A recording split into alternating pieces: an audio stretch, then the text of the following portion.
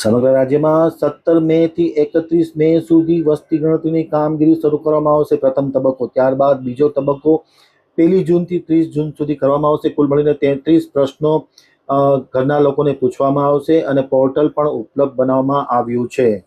ગુજરાત સહિત સમગ્ર દેશમાં વસ્તી ગણતરીનું કામ શરૂ થઈ ગયું છે, ત્યારે ગાંધીનગર ખાતે વસ્તી ગણતરી સંબંધિત એક પત્રકાર પરિષદનું આયોજન કરવામાં આવ્યું હતું, જેમાં વરિષ્ઠ અધિકારી માહિતી આપતા જણાવ્યું હતું કે 15 દિવસ આ કામ શરૂ કરવામાં આવશે. 17 મે થી 31 મે સુધી કામ ચાલુ રહેશે.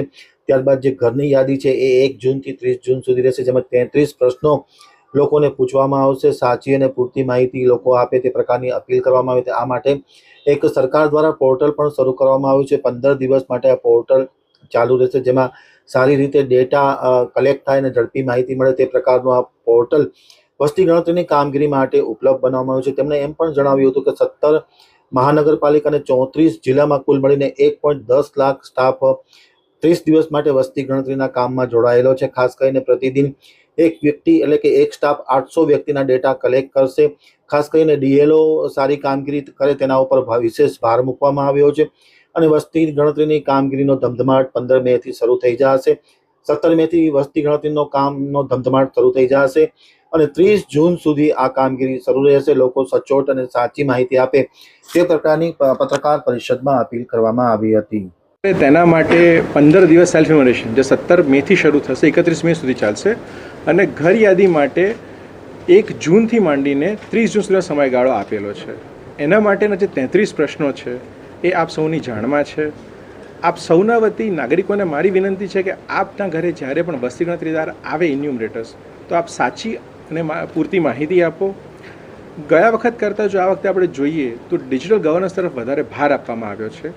એની પહેલ રૂપે એક સેલ્ફ ઇન્યુમરેશન પોર્ટલ પણ શરૂ કરવામાં આવેલું છે, જેમાં દરેક નાગરિકો પોતે જ પ્રોએક્ટિવલી એમાં ભાગ લઈને પોતાની માહિતી આપી શકે છે. જે માટે se.gov.in કરીને પોર્ટલ છે, જે 15 દિવસ માટે અવેલેબલ રહેશે. આપના વતી સૌ નાગરિકોને વિનંતી છે કે આનો મહત્તમ ઉપયોગ કરે, જેના કારણે ડેટા વધુ સારો અને ઝડપી મળી શકે. આ માટેના 33 પ્રશ્નોનું પણ સામે માહિતી અવેલેબલ છે. આપ સૌના સહકારથી મને એવું લાગે છે કે આપણે વસ્તી ગણતરીની માહિતી સચોટ અને ઝડપી પૂરી કરાવી શકીશું. સર, કોર્પોરેશન અને ગ્રામ્ય વિસ્તારો માટે કેટલી ટીમ તૈયાર છે, કેટલી ટ્રેનિંગ થઈ ચૂકી છે અને જો પર ડેની વાત કરવામાં આવે આઈડિયલ સિચ્યુએશનની, તો શું લાગી રહ્યો છે કે કેટલા ડેટા છે એ આવી શકશે?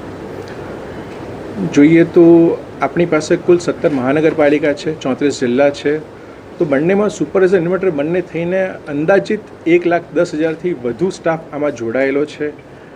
તેમની પાસે 30 દિવસનો સમયગાળો છે, જેમાં અંદાજિત પર ઇન્યુમરેટર 700થી 800 વ્યક્તિનો ડેટા એમણે કવર કરવાનો હશે.